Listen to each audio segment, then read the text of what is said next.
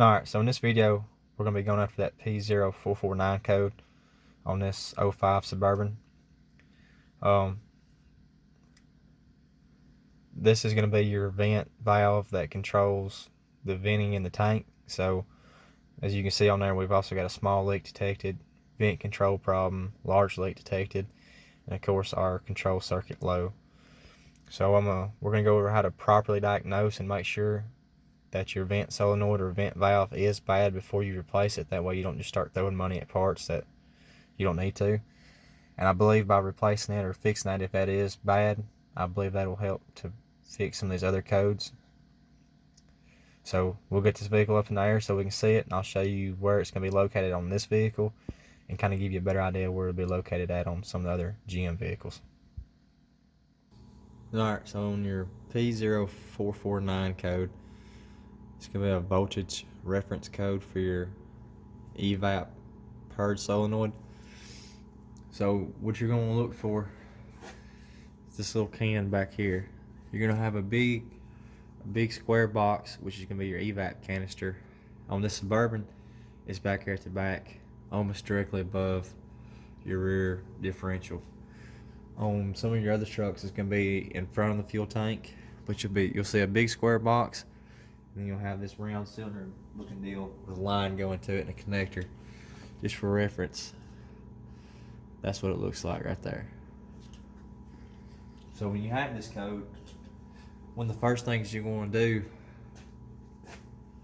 is pull this connector off right here. Then you're going to have an orange and a white wire. You're going to check to make sure that this orange wire does have positive voltage with ignition turned on. If it does not, you're going to want to go check your fuses, because it should have positive voltage with ignition turned on. Now if you do happen to have a scan tool, obviously you want to look at that. If you've got a scan tool, you can plug this back up in there and command this on and off, and you should hear or be able to feel it click on and off.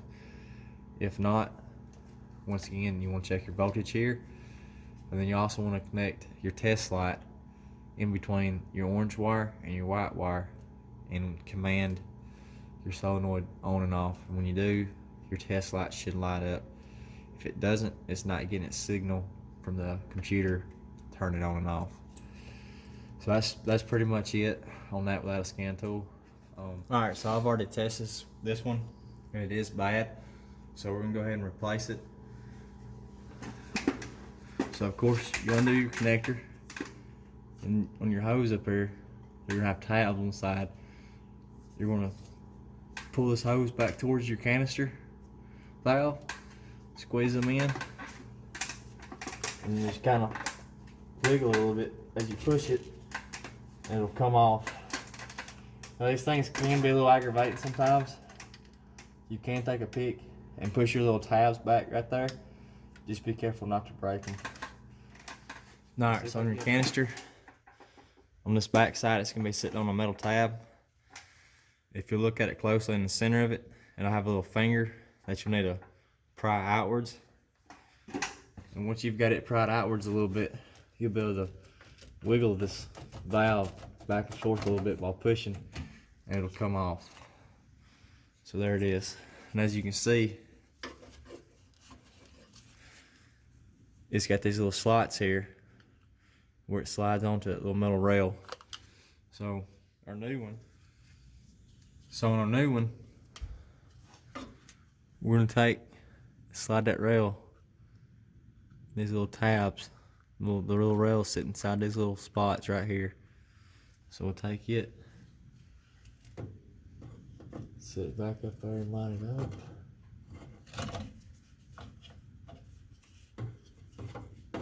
If I can do it, let it bend backwards.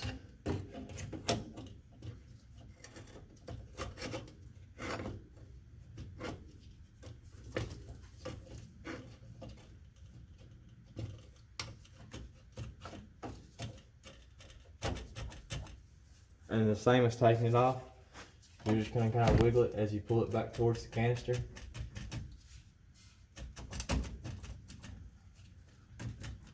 And it'll snap, and it's in place. So now for your line,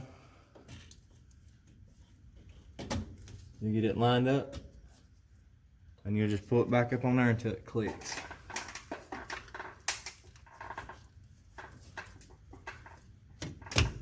There it went. Take your connector, plug your connector up, and that's all there is to it. Not much there.